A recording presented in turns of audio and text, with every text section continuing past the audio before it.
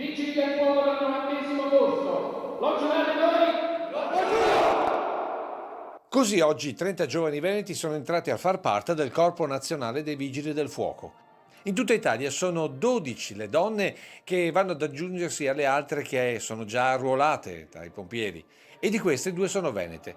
Federica Mattei è di Padova e presterà servizio nella città del Santo. È una scelta che si sente, è una cosa che penso si concili bene con quello che ho studiato al di fuori, che è psicologia. Mi piace l'idea di poter aiutare le persone e spero di poterlo fare al meglio.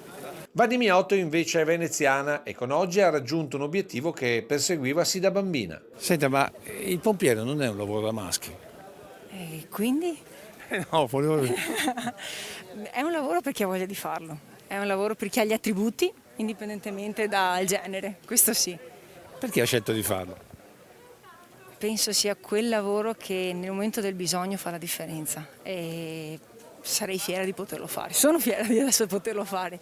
Quindi più una missione che un lavoro per questo corpo nazionale, che in Veneto vede il valido sostegno della regione. È un supporto economico che noi diamo ai Vigili del Fuoco del Veneto, sia ai permanenti sia ai volontari. Ricordiamoci che in Veneto ci sono 30 distaccamenti di Vigili del Fuoco volontari che supportano i colleghi permanenti.